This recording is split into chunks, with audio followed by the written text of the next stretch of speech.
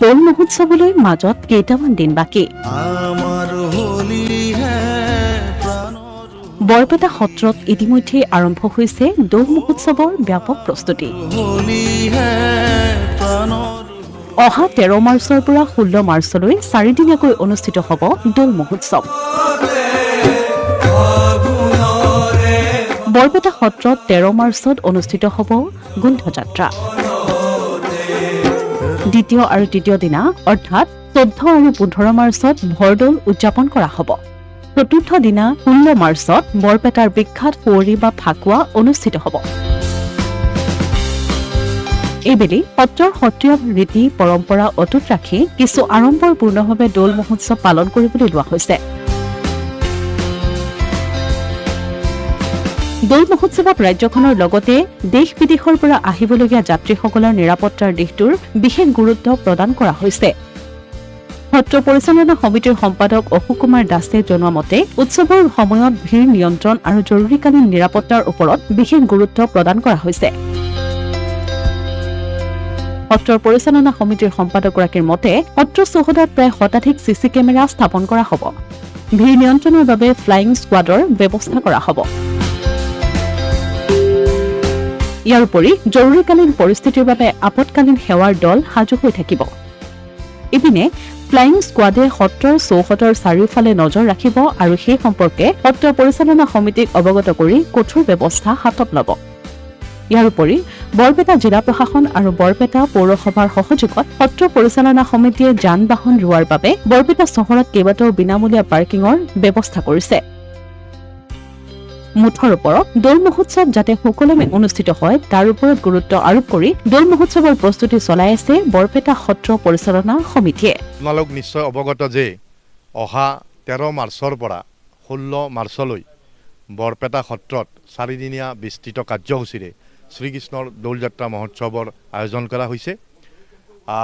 এইবেলি আমি দৌল যাত্ৰা মহোৎসৱ উদযাপনৰ বাবে সম্পূৰ্ণৰূপে প্ৰস্তুত হৈ উঠিছোঁ আৰু ইতিমধ্যে যিবোৰ কাম আমাৰ কৰিবলগীয়া আছে বা যিখিনি কৰণীয় কাম আমি সেইখিনি আজিলৈকে আমি অব্যাহত ৰাখিছোঁ আৰু দৌল মহোৎসৱৰ 2-3 দিন আগত আমাৰ সকলোবোৰ কাম সম্পূৰ্ণ হৈ উঠিব বুলি আমি আশা কৰিছোঁ। আৰু আমি এইবাৰো আশা কৰিছোঁ যে অসমৰ লগতে ভাৰতবৰ্ষৰ বিভিন্ন প্ৰান্তৰ পৰা বৰপেটা সত্ৰলৈ দৌল মহোৎসৱ উপলক্ষে দৰ্শনাৰ্থীৰ সমাগম ঘটিব। আমাৰ এই শ্ৰীকৃষ্ণৰ দৌল যাত্ৰা মহোৎসৱটি অহা 13 মাৰ্চৰ বিয়লি আনুষ্ঠানিকভাৱে শুভাৰম্ভ হ'ব।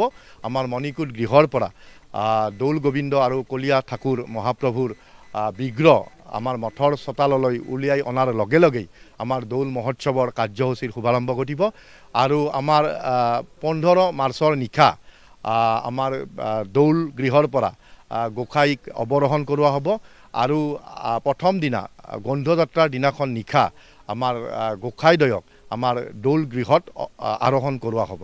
এইবাৰৰ কাৰ্যসূচী অনুসৰি এবাৰ আমাৰ প্ৰথম দিনটোত গন্ধযাত্ৰা বা আমি বন্ধোৎসৱ বুলি কওঁ আৰু দ্বিতীয় দিনা ভৰদৌল আৰু তৃতীয় দিনা ভৰদৌল হিচাপে পালন কৰা হ'ব আৰু চতুৰ্থ তথা অন্তিম দিনটো আমি খুৱেৰী হিচাপে পালন কৰিম। দৰ্শনাৰ্থীসকলৰ নিৰাপত্তাৰ দিশটো আমি সুনিশ্চিত কৰাৰ বাবে আমি জিলা প্ৰশাসনৰ লগতে আৰক্ষী প্ৰশাসনৰ লগত ইতিমধ্যে আমি বৈঠকত মিলিত হৈছোঁ আৰু জিলা প্ৰশাসন তথা বৰপেটা জিলা আৰক্ষী প্ৰশাসনে দৰ্শনাৰ্থী তথা পৰ্যটকসকলৰ নিৰাপত্তাৰ দিশটো অতি গুৰুত্ব সহকাৰে তেওঁলোকে চোৱা চিতা কৰি আছে আৰু কোনো কাৰণতে যাতে কোনো ধৰণৰ অপ্ৰীতিকৰ ঘটনা সংঘটিত হ'ব নোৱাৰে তাৰ বাবে তেওঁলোকে সকলো ধৰণৰ ব্যৱস্থা গ্ৰহণ কৰিছে।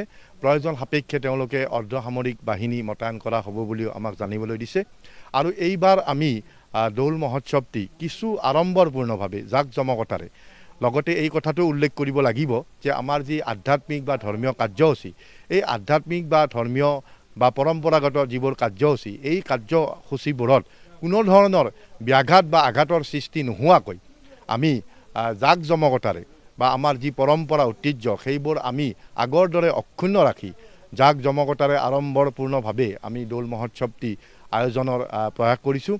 আপোনালোকৰ জ্ঞাতাৰ্থে জনাওঁ যে আমাৰ সত্ৰৰ ভিতৰ ভাগৰ লগতে বাহিৰ ভাগত আমাৰ 100+ CCTV কেমেৰা স্থাপন কৰা হৈছে। 24/7 CCTVৰ সাৰ্ভিলেন্স থাকিব আৰু আমাৰ ইয়াত SDRFৰ টিম থাকিব ফায়াৰ ষ্টেচনৰ টীম থাকিব, APDCLৰ টীম থাকিব, ডেডিকেটেড টীম থাকিব আৰু আমাৰ ইমাৰ্জেঞ্চি মেডিকেল ইউনিট থাকিব। আৰু আমি এইবাৰ প্ৰথমবাৰৰ কাৰণে আমাৰ যিসকল মহিলাৰ কোলাত থকা সন্তান আছে, কেঁচুৱা সন্তানসকলৰ সুবিধাৰ্থে আমি এটা সত্ৰৰ চৌহদত এটা আছুতীয়া এটা স্তনপান কক্ষৰ ব্যৱস্থা কৰিছোঁ। আৰু লগতে আমি অন্যান্য যিবোৰ যাৱতীয় ব্যৱস্থা গ্ৰহণ কৰিব লাগে সেই ব্যৱস্থাবোৰো আমি গ্ৰহণ কৰিছোঁ। অসমীয়া প্ৰতিদিন ডিজিটেল সংবাদ বৰপেটা।